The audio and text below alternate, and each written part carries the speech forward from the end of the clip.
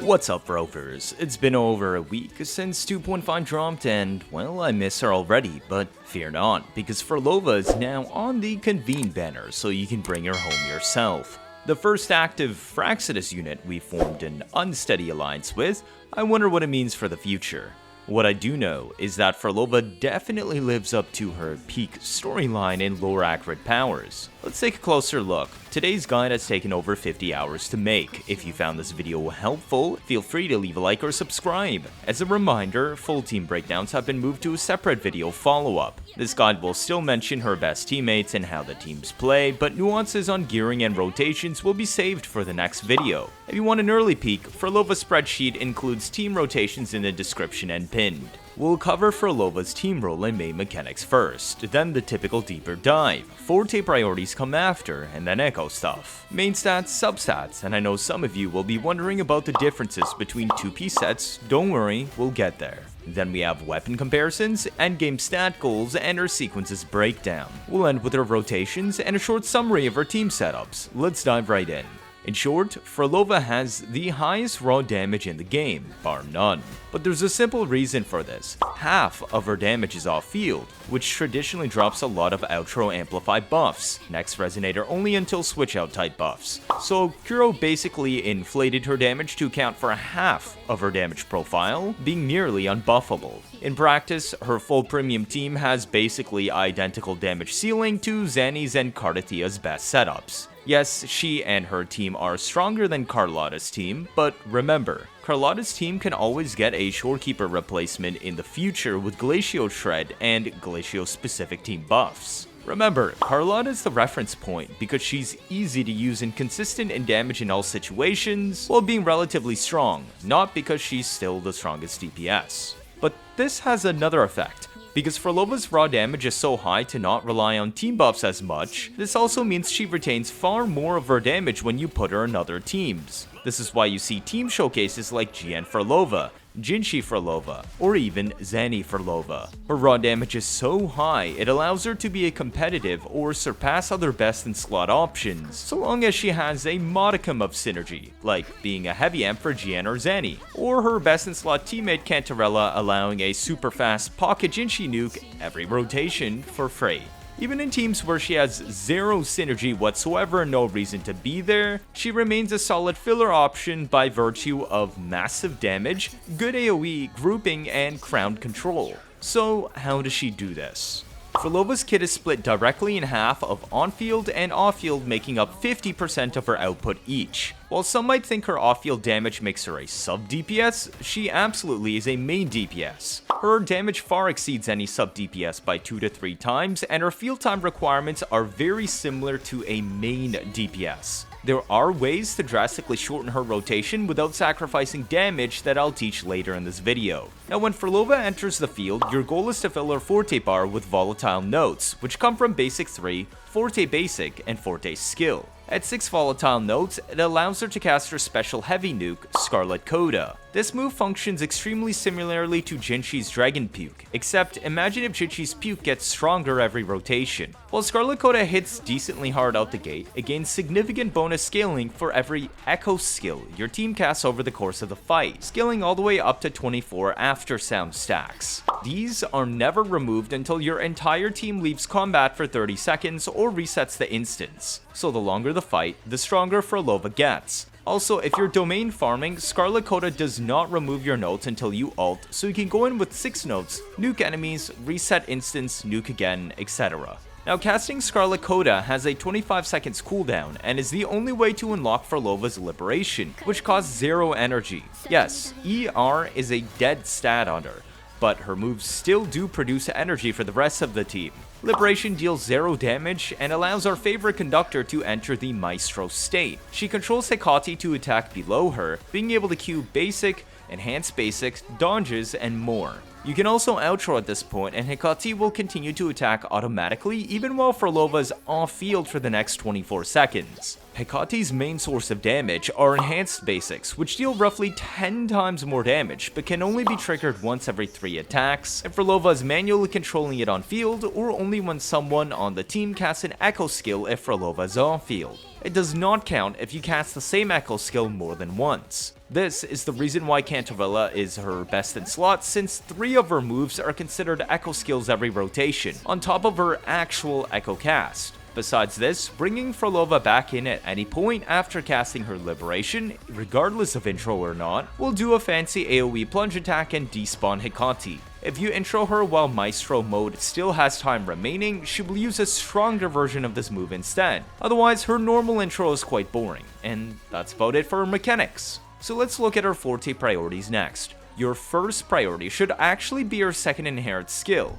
It requires a level 70, but that shouldn't take too long these days, even for a newer player. It allows her to get 10 after sound stacks automatically when entering battle, which is the additional damage mechanic for a Scarlet Coda nuke. Without this, she starts fight with no additional stacks from extremely weak Scarlet Coda. It also lets her gain crit damage per after sound stack she has, effectively double dipping the mechanic. The crit buff affects her entire kit too, and not just Scarlet Coda. After this, your next priority should be your Liberation. This contains all of Hecate's damage in Maestro mode, which is 50% of Frolova's entire output. Your third priority is her normal attack tree. This contains her Scarlet Coda AoE nuke scaling. We don't care much about the rest of her basics, especially because some of them will be animation cancelled. Forte is cast 3 times per rotation because 3 of your 6 volatile notes will come from here, meaning about 1500% motion value comes from this tree. Everything up to this point I would level to 10, as these are all big motion value trees. Now the final 2 trees are Intro and Skill. Her enhanced intro hits decently hard, but is still far weaker than her Forte, and her skill is only used once per rotation while being somewhat weak.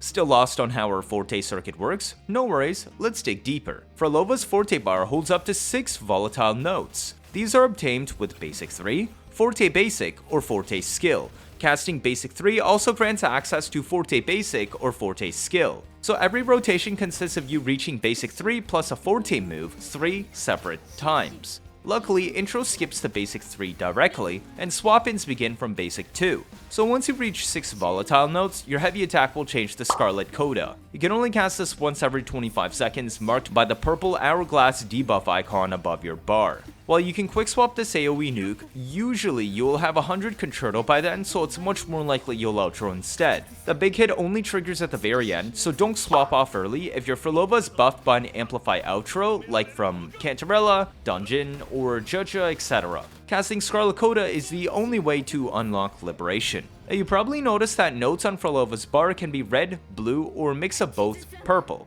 You probably also noticed her Liberation has different animations for happy and sad. More red notes make her sad. More blue notes make her happy. Purple notes are considered both red and blue. If there are an equal amount of red and blue notes, her animation is a coin flip. Now, this animation has 0 impact on what her Liberation does. Rather, the notes themselves will affect which of Hecate's enhanced attacks are used afterwards. If the bar is already full, new notes will always be added to the right and pushed off the leftmost note. Basic 3 and Forte Basic generates red notes, which makes Hecate use the Strings enhanced attack variant. This stagnates enemies in a big AoE while dealing damage. Normal skill and Forte skill generate blue notes, which makes Hecate use the Winds enhanced attack variant. This groups enemies in a big AoE while dealing damage. Whenever Frolova casts Intro or anyone on the team uses an Echo skill, assuming you have her first inherent skill, the next note will be instead a purple note, which makes Hecate use the Cadenza enhanced attack variant. This both stagnates and groups enemies in a big AoE while dealing damage. All enhanced attack variants have identical animation length and hitboxes and only look visually different. The stagnation attack variants hit slightly stronger by an insignificant amount, but are preferred for crowd control over grouping since you only need to group once, whereas stagnation, especially off-field, remains always useful. TLDR, prefer to group at the start, then spam stagnates.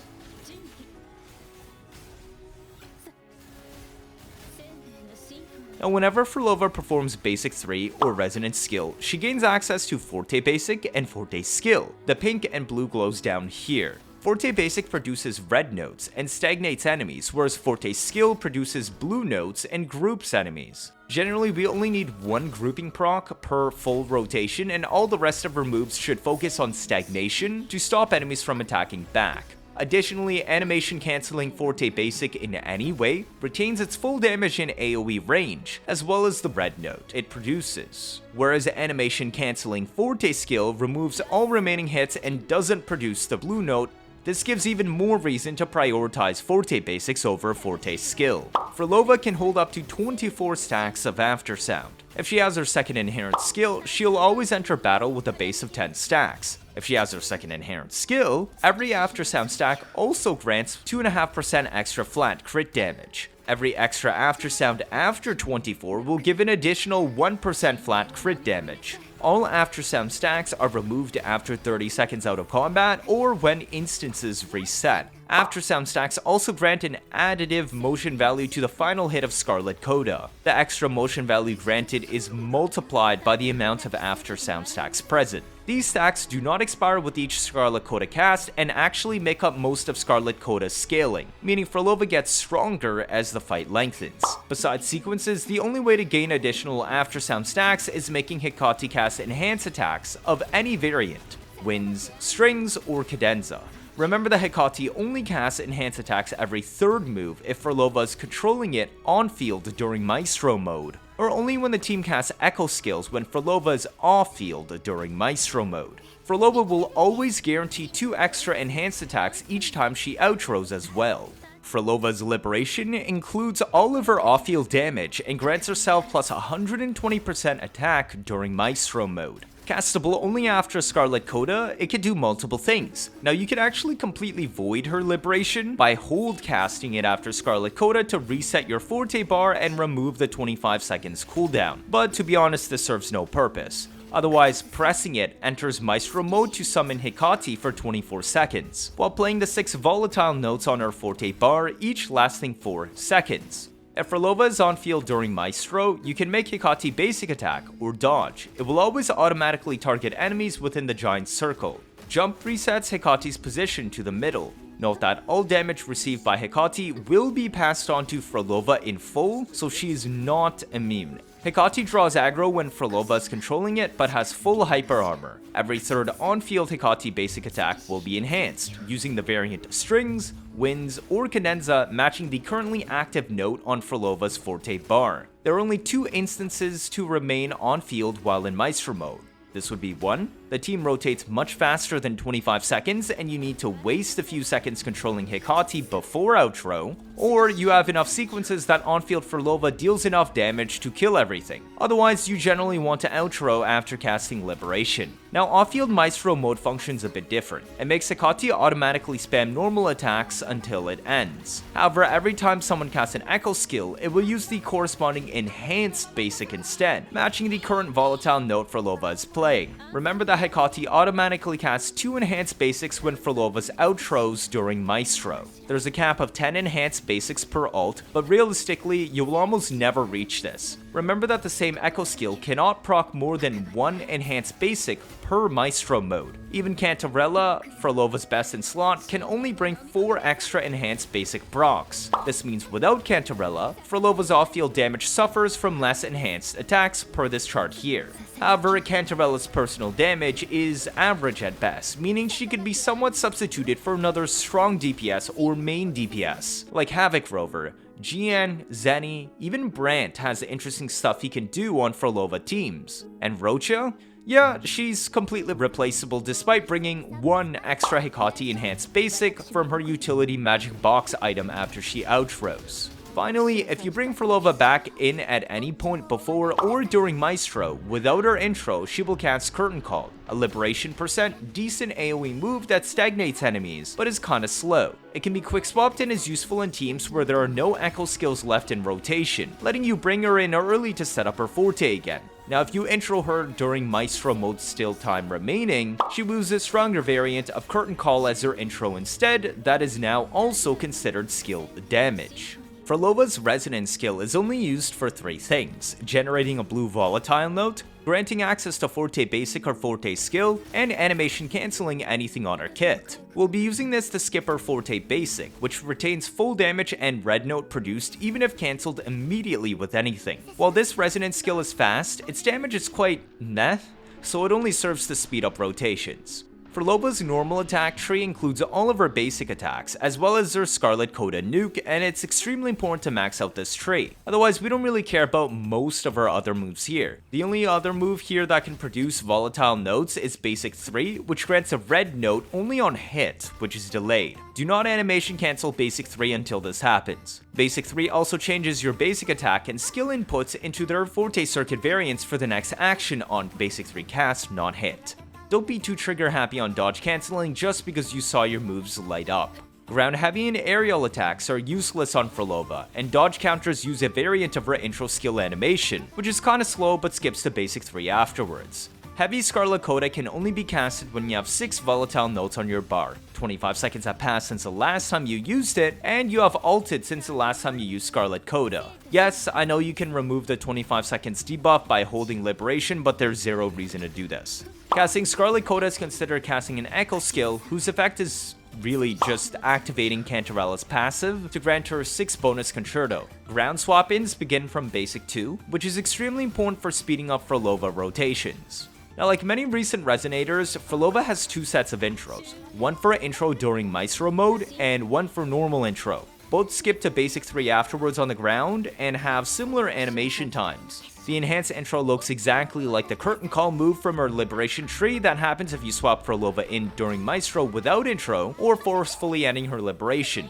However, the enhanced intro version is considered skill damage instead of liberation damage and hits roughly 3 times harder than normal intro and still slightly harder than Curtain Call. Now, Frolova's outro has 2 main effects. It forces 2 enhanced basics from Hecate if you outro while in Maestro mode, while also amplifying the next Resonator's Havoc damage by 20% and heavy damage by 25% for the next 14 seconds or until they swap off. For inherent skills, the first one is mostly quality of life. Accidental grants you 30% DR and partial hyper armor when Frolova casts an Echo skill. Kinda whatever because it's partial hyper armor only, but it might sometimes save you from dying. Its second effect makes it so casting either Frolova intro or her Echo skill makes her next volatile note produced always be the Cadenza variant. All this does is make a Hecate enhanced attack during that note have both grouping and stagnation instead of just grouping or stagnation. Frolova's second inherent skill is a lot more important. It grants her 10 stacks of After Sound whenever entering combat, which lets her first Scarlet Coda hit a lot harder and ramp up quicker. It also allows After Sound stacks to grant her extra crit damage at 2.5% per stack. Reaching the 24 cap grants an overall 60% extra crit damage, and every stack after grants an extra flat 1% crit damage up to 100 extra stacks. Just remember that all buffs are removed whenever After Sound stacks are cleared after 30 seconds out of combat or instance resets. Echo set discussion time? There's very little to say here. Use Dream of the Lost 3-piece on Frolova. Using anything else is instantly a 15% overall damage lost, it isn't worth it. Yes, it's a new 3-piece set that has no 5-piece effect, obtainable from the Nightmare Tacet field that has a 36 spawn cap every day in the Fabricatorium. Use Echo bonus food if you're working on a build. Then go farm the Overworld for Faye Ignis 1 costs and Chop Chop 3 costs, who are also now on the set. Unfortunately, Frolova is the only one who can use this set, since it only grants the 3-piece buffs if you're at 0 current energy, including units that don't use energy, aka Frolova. No one else in the game ever has 0 energy, but maybe we'll get more in the future. Now, this plus 20% crit rate effect only displays if Frolova is on the active team. You don't need to be in battle, but if she's off team, it won't show the effects. The 35% Echo bonus is only useful on her right now, as half of her kit is considered Echo damage. Now, all you need to know is what to use for the remaining 2-piece set. Plus 10% Havoc from Havoc Eclipse, or Midnight Veil is best because she dilutes attack buffs during Maestro mode due to a self-granted plus 120% attack. Granted, it isn't a huge loss, dropping only 2% overall if you run 2-piece Lingering Tunes for 10% attack instead, and just a 2 to 3% loss if you run 2-piece Frosty Resolve for 12% skill damage instead, since, well, about 45% of her entire kit is skill damage. But in reality, pick the one you have the best substats for, as this matters a lot less than whether or not you use Dreams of the Lost 3-piece set. Now lastly, we use Nightmare Hecate as our 4 cost because it is used as an animation cancel tool on our Forte basic and has very little end lag. Remember, this move retains full damage even when cancelled, meaning we can simultaneously cast our Echo and Forte basic for good damage at 0 extra time cost. It also grants her 12% Havoc and 20% Echo skill damage when equipped in the top slot, which gives her the damage percent she desperately needs. While it seems the 2-piece set you pick doesn't matter that much, the 3 cost main stats you use instead make a massive difference. This is because the 2-piece effects are quite weak, comparing 10% Havoc versus 10% attack versus 12% skill. But 3 costs carry a 30% bonus, meaning 3 times higher stats equals 3 times higher potential damage loss if you pick the wrong stat. Double Havoc is by far the best because it gets around the plus 120% attack dilution of Maestro mode. If you go Havoc attack, you instantly lose 6 to 7% of her DPS regardless of the Sonata sets you use. This means she has the freedom to pick 2-piece sets that she wants, but is stuck with double Havoc. It is okay to use Havoc attack during the interim if you have nothing better, as you can see here for me because these rules are pretty good, but it's definitely worth it to upgrade to double Havoc eventually. Do not use double attack. It is a 15 to 18% DPS loss on her no matter the Sonata set you use. She desperately wants damage percent because she has very little ways to get it. 44111 is also off the table because her Sonata set and inherent skill after sound mechanics already grant her so much crit stat that it dilutes them. 44111 is just as bad as using double attack, making you lose 16 to 18% DPS on Frolova. For substats, crit is king as always, but it's by a lot less than you'd normally expect. Because Frolova grants herself a boatload of both crit stats and attack, these substats have a slightly reduced effect on her damage output. Also, be careful with crit rate, especially if you're using String Master because it's pretty easy to overcap. Any crit rate over 100 is wasted stats. Attack percent is still worth more than skill percent because less than half her kit is skill damage. Attack flat though is quite bad on her for the same reason why attack percent is fairly diluted due to Maestro mode. She does not need any ER since her Liberation does not use energy, which makes her slightly easier to build. Do note that her moves still produce energy for the team regardless though, and she's an okay battery. It's time to consider Frolova's weapon options. Let's keep it simple. Lethean Elegy is the biggest jump we've seen for a signature weapon versus standard, at a 44 to 46% improvement depending on your rotation used. Not only that, but I've crunched the numbers, and it's a better general use rectifier than String Master. You might actually see me with this weapon in the future, even though I don't usually pull signatures. Here's a TLDR on my math about String Master versus Elegy on other units. Elegy's passive is stronger than String Master even on units it isn't even designed for. The only way for String Master to catch up is intentional off-field damage to double its passive, like on Phoebe Quick Swap. Otherwise, Lethean Elegy is a slightly better String Master for everyone, and best in slot for an insane main DPS, whereas String Master is nearly as good, and best in slot for a sub DPS. If you already have String Master, you don't really need Elegy, but it would be a decent buff. But if you're waiting for String Master to rerun, I'd recommend just grabbing this instead. Part of the reason why it's so strong on Frolova in particular is Kuro went out of their way to hamstring String Master on her. See what I did there? Yinlin's weapon is low base attack and high crit rate. Frolova gives herself a bunch of crit and attack percent. This makes it easy for her to overcap crit rate and benefits more from a high base attack weapon.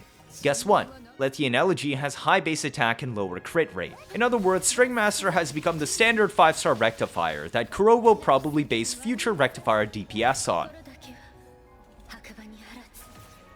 Of course, this means the next best rectifier is String Master itself, charting at roughly 16% improvement over Cosmic Ripples. Since while Frolova does dilute its attack percent passive a fair bit, it's still a universal passive that affects both her on-field and some of her on-field damage. You do need to be careful to not overcap her crit rate and waste stats though, as String Master brings 36% crit rate to the table, on top of Frolova's dedicated Echo set. It's basically tied with Cantarella's weapon, Whispers of Sirens, because Frolova can activate the 12% Havoc Res Ignore passive on that one for Scarlet Coda Nuke specifically since it's considered an echo skill. Both of these weapons are excellent choices for her, but keep in mind if you bring her best in slot teammate, Cantarella, as she's also a Rectifier user. Shifting your best Rectifier to Frolova and giving Cantarella scraps may result in a smaller overall team damage gain than you might expect. A little under these two is Rhyme Drape Sprouts, bringing much more desired crit damage and charting 12% improvement over Cosmic Ripples. While even crit damage is slightly diluted by her Aftersound passive, it's still good and you don't need to worry about the crit overcap problem. The basic damage percent passive is nearly useless though, as Frolova barely does any, but she still does benefit from the unconditional 12% attack. As a runner-up, Luminous Hymn is unable to activate its passive for Frolova unless you're playing her on the sweaty Zenny Phoebe team. But in that case, Phoebe is probably carrying the weapon, and all Frazzle is converted to Heliacal Ember anyways with Zenny there blocking the first half of this weapon's passive. This weapon brings just crit rate and sits at a modest 5 to 6% improvement over Cosmic Ripples.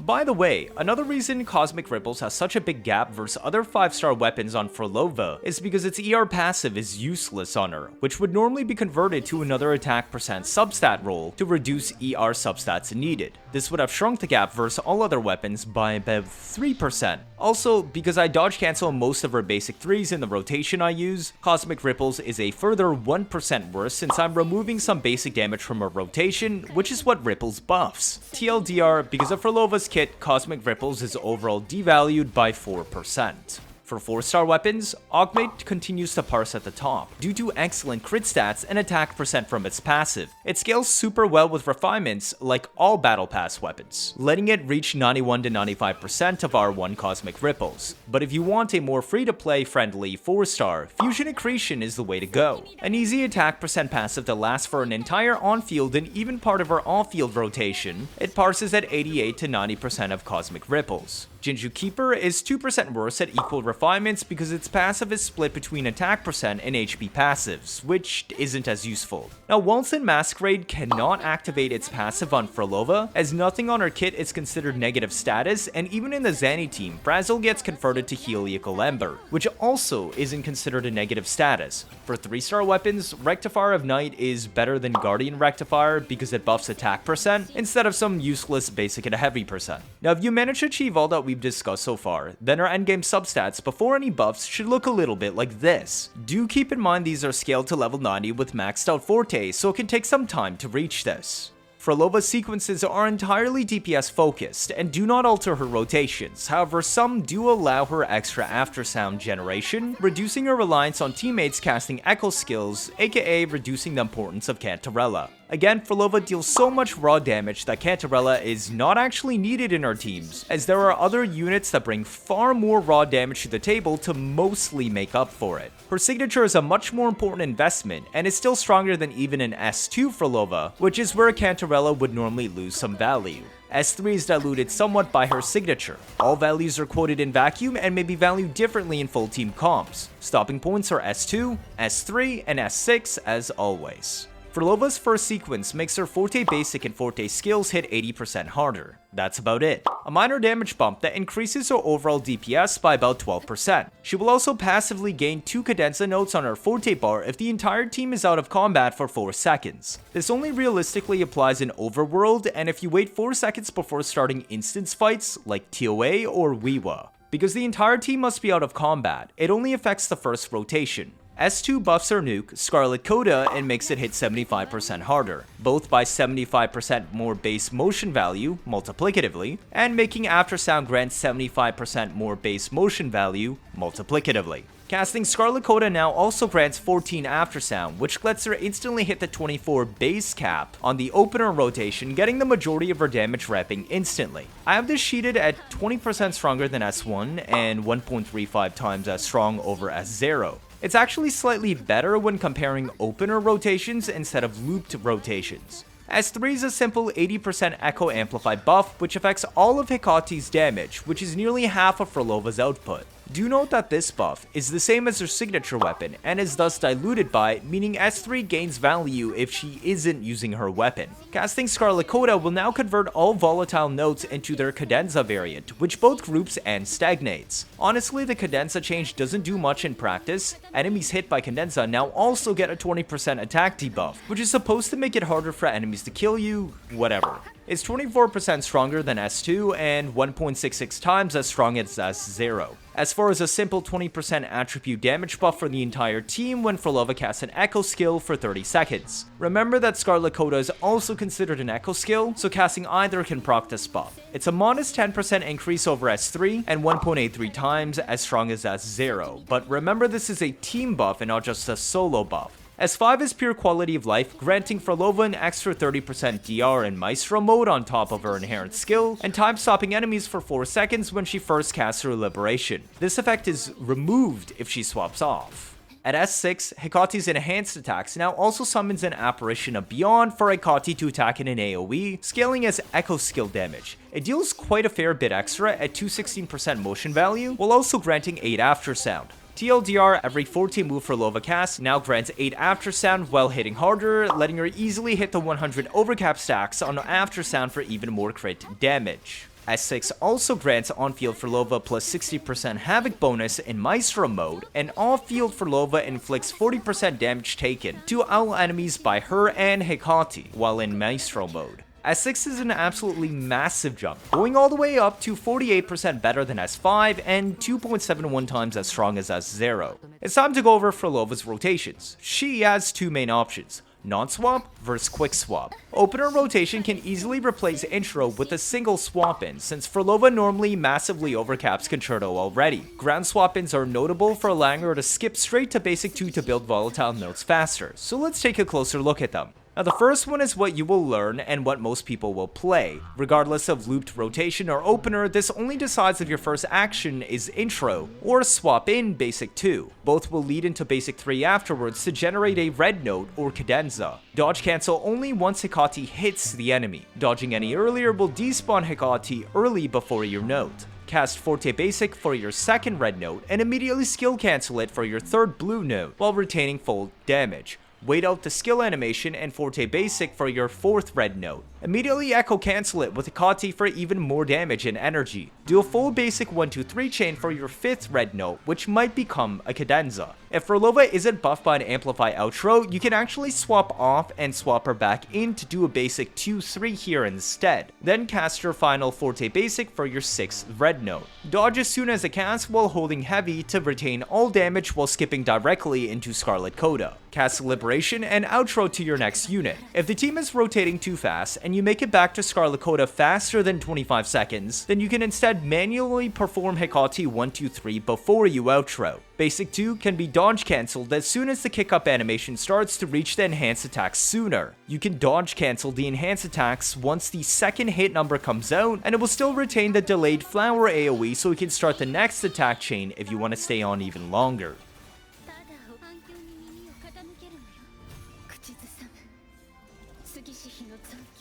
The next rotation is most commonly used in non-Cantarella teams with at least 2 quick swap windows on the character directly preceding her. That unit also needs to cast their Echo before you bring in Frolova to curtain call and end Maestro early. Why do we do this? In non-Cantarella teams, the middle slot generally only provides one enhanced attack for Hekate. If it can be front-loaded in the rotation easily, like a Summon Echo instead of Transform, then Hekate only has normal attacks left afterwards, which deal roughly 10 times less damage, and Frolova is also the next to hit the field afterwards soon anyways. Therefore, quick swapping in Frolova to fit a basic 2-3 at the same time drastically cuts down her dedicated field time once she intros. You get the added bonus by being able to swap cancel her Forte skill during this quick swap, grouping enemies up for free while the previous character finishes their rotation.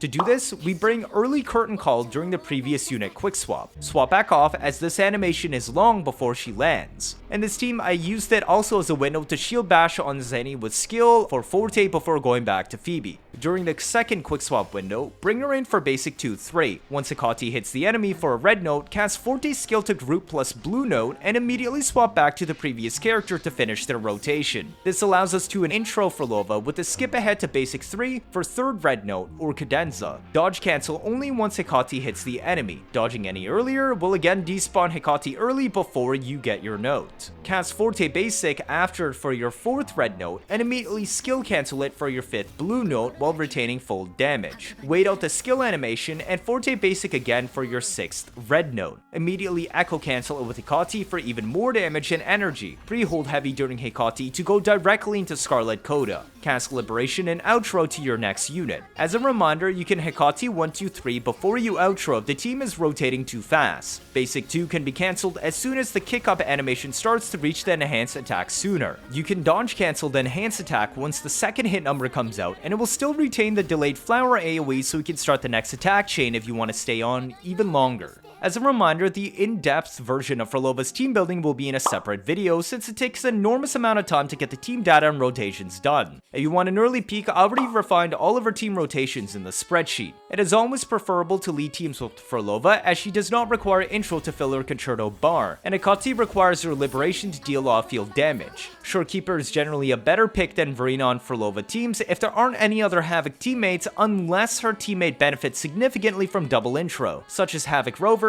Cheng Li, and less so GN variants. If Frolova's teammate is a Havoc unit, Verina allows you to amplify outro Frolova directly into them, as Verina doesn't need her intro, whereas Shorekeeper does. For a full breakdown on the non-swap and quick swap variants of respective teams shown today, please refer to Frolova's full team rotations in the sheets. Teams are listed in order of strength. The first 4 teams are less than 10% DPS apart. Teams 5 through 8 are roughly 10 to 15% DPS behind. Now, the main premium team you will see is Triple Havoc, Frolova, Cantarella, Rocha. All 3 units have okay length rotations, meaning very little quick swap matters to keep the team within 25 seconds. In fact, it is more likely you'll run too fast and spend time manually casting Hecate 1-2-3 before outroing Frolova as a result. Each unit buffs the next with Amplify outro buffs, which makes up for Rocha somewhat lackluster damage. Because Cantarella both hits harder and is responsible for triggering 4 enhanced attacks on Hecate, Rocha is the more replaceable unit of this team, which leads us into the next teams. Frolova Cantarella plus Havoc Rover or Healer. The Rover variant is slightly stronger because not only do they bring double the damage of Rocha or more, they're also just as fast as Rocha in rotating. Havoc Rover also brings a 10% Havoc Res Shred debuff, increasing everyone's damage output. The only drawback is high build requirements, since Rover will need a full build like a DPS while also running enough ER. Luckily, this team rotates fast enough that you can stay on Rover for a bit more basic attacks to charge the Liberation and get away with lower ER, like only 120 instead of the usual 130 to 140 when played as a sub DPS. If you aren't comfortable with Rover, Verina and Shorekeeper are suitable replacements with only slightly worse team performance. Verina can double intro Cantarella to both reduce her ER and allow Frolova to buff Cantarella, which is something that the Shorekeeper variant cannot do. If you don't have Cantarella, the next best option is actually a fully free-to-play team. Havoc Rover, Donjin, Frolova. Tauchi and Lumi are viable for the middle slot, but are lesser options. A properly played Frolova should be able to Scarlet Coda within Lumi's 10 seconds outro buff though. Tauchi and Lumi are both much slower in rotation than Donjin. Tauchi has less range, Lumi increases Rover's ER requirements, both have less damage. Lumi doesn't benefit from Team Havoc buffs and debuffs like Rover's Shred, but Lumi's S6 brings 20% team attack, and while their outros are technically better than Donjin's, only by slightly, as all 3 characters only buff half of Frolova's rotation. That half is her on-field, which is 85% skill damage and 100% Havoc, which would normalize to 32% Havoc Amplify from Lumi and Tauchi versus Donjin's 23% Havoc Amplify.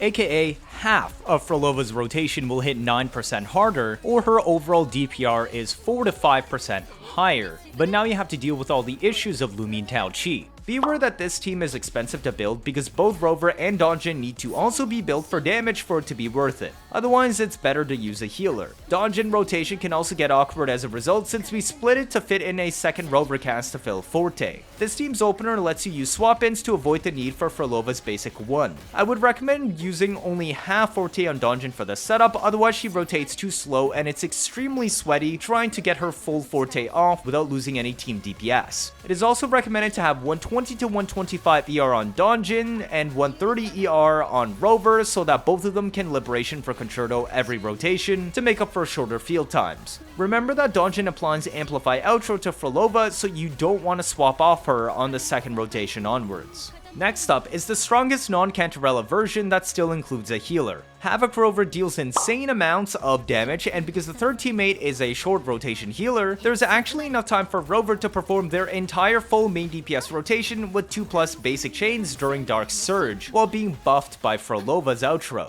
Havoc Rover also brings a 10% Havoc Red Shred debuff, increasing both theirs and Frolova's damage output. This Rover can get away with just 110 to 120 ER due to running main DPS rotation. Shorekeeper is slightly stronger because you don't need to double intro Rover on this team anymore. The second skill cast can be done during Frolova's rotation due to no outro amplify buffs applying to her and thus no restrictions on Frolova quick swap. This team will always want to outro Frolova into Rover for the Havoc amplify buff regardless of healer used. Yes, this is a team variant where we actually outro into Verena because there is no advantage of not doing so. Now, the next two teams are quite literally just worse versions of the Havoc Rover plus healer team. Donjin or Rocha are both slower than Rover and can replace her, but deal far less damage and restrict quick swaps on Frolova due to bringing Amplify outro buffs to the table while not having Rover's 10% Havoc Red Shred. Verena versions of these two teams will want to outro Frolova into Donjin or Rocha to buff their top half rotation and make up for the weaker buffs, whereas Shorekeeper will directly want to reset Frolova into her.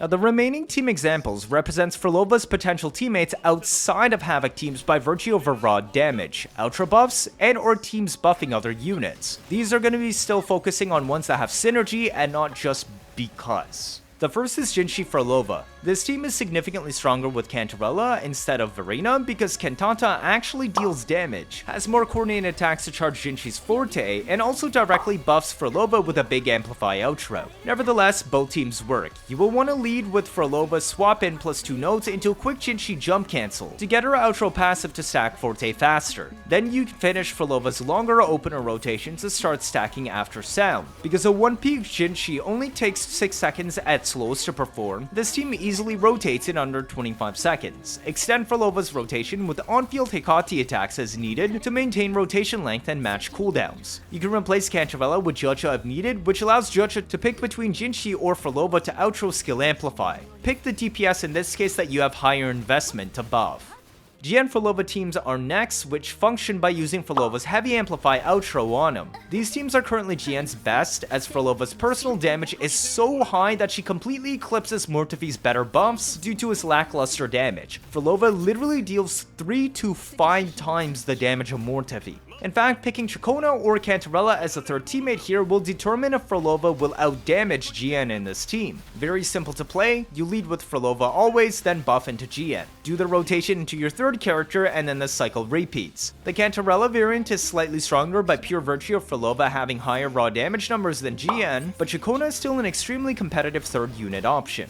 Okay, I know this next one is a Havoc team, but Camellia Frolova gets a special mention here as an abnormal team to run. It is quite difficult to play team-wise, but we use Frolova's Havoc Amplify outro to buff the back half of Camellia's rotation. Extensive quick swap is required to pull this off, and it realistically only works with Verena as healer, so we can double intro Camellia. Because Frolova is not buffed by any expiring outros, we are free to quick swap her prep phase with Camellia's prep phase to cut down on team time. Only once Frolova finishes her rotation do we outro into Camellia's Ephemeral plus Budding Mode's DPS phase. The lack of synergistic buffs beyond Frolova buffing Camellia's Budding Mode make this team fall behind other Havoc options. The last team on this list is Phoebe Zenny Frolova. I wouldn't personally recommend this due to rotation length and complexity in quick swaps. This team makes the best example of early curtain call strat, so Frolova could start building her forte again sooner. This is required to keep the team under 30 seconds rotation. We use her heavy amplify outro to buff Zenny's DPS, meaning no quick swaps on Zenny once she gets in Liberation. This team is weaker than healer Phoebe Zenny due to rotation time and lack of buff, so it's more so an alternate Zenny team rather than a recommended one. Cheng-Li, Yao, and other DPS are also possible team options for Frolova, but they lack synergy and haven't been included in today's showcase. Thank you so much for watching through this entire video. I hope this Frolova guide has been useful for deciding on whether to pull on her banner. As a reminder, all spreadsheets documenting my testing can be found in the description and pinned comment. Do feel free to make a copy if you want to change values and test stuff. Cheers! If this is your first time watching, feel free to leave a like or better yet subscribe. Let me know your thoughts down in the comments. Stick around if you want to see interesting videos. You don't want to miss out on any of that, do you? That'll be it for this one. Thank you all for watching and I'll see you all next time.